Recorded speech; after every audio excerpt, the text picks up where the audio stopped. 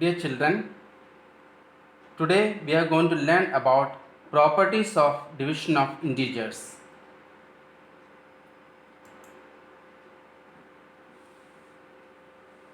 The first property is integers are not closed under division. Integers are not closed under division. That is, if two integers are divided by, then the quotient which we get, that is not an integer. Let us see this example. Negative 12 divided by 5. So here we will get negative 12 upon 5. It is not an integer. 5 divided by 6. So 5 upon 6. So the quotient which we get here, that is not an integer. So this property is known as integers are not closed under division. The second property, division is not commutative, associative and distributive for integers. Division is not commutative, associative and distributive for integers. But in the case of multiplication, all these properties are applicable. Now let us study each one of them in detail. Division is not commutative. Division is not commutative. That is, A divided by B is not equal to B divided by A. So here that is known as the order property. In other words, just we change the order of these two integers. Then we won't get the quotient or the same answer. So A divided by B is not equal to B divided by A for all integers A and B. Let us see the example. Suppose A is equal to negative 8, B is equal to 4. Negative 8 divided by 4 is equal to negative 2. And 4 divided by negative 8, here we change the order. 4 divided by negative 8 is equal to negative 4 upon 8 is equal to negative 1 upon 2.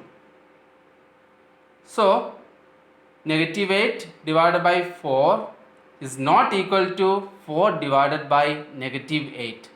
So, this property is not satisfying the commutative property. The second property is division is not associative. Division is not associative.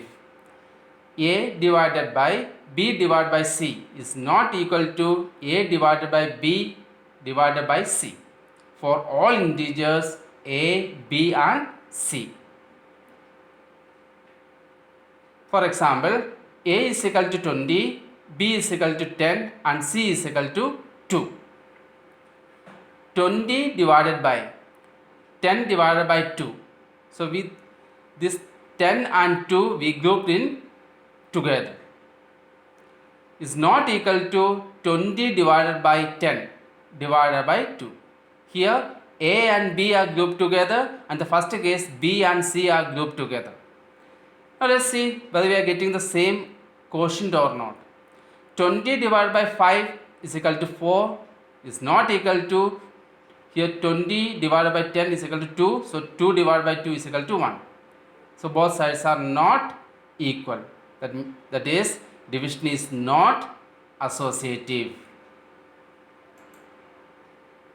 The third one is division is not distributive. Division is not distributive. A divided by B plus C is not equal to A divided by B plus A divided by C for all integers A, B and C.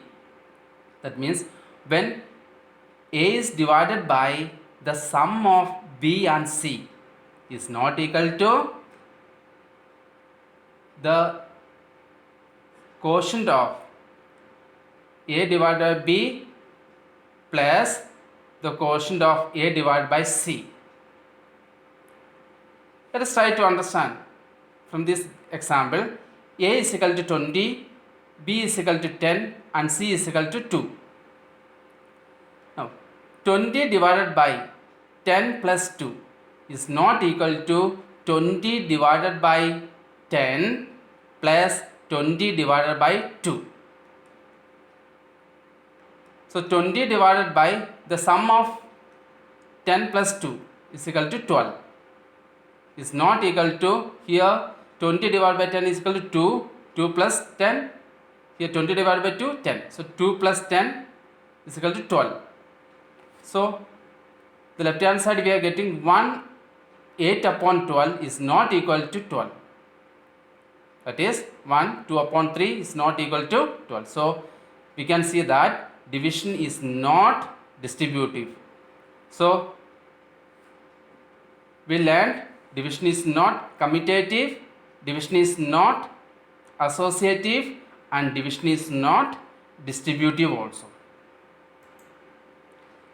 The third property, for all integers a divided by 1 is equal to a, and a divided by negative 1 is equal to negative a.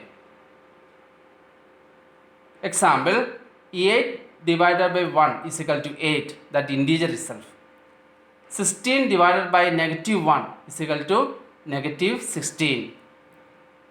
Negative 24 divided by 1 is equal to negative 24. Why? Because here the integer is negative. So we got the quotient also negative 24. Negative 25 divided by negative 1. Both are negative integers. So we got 25.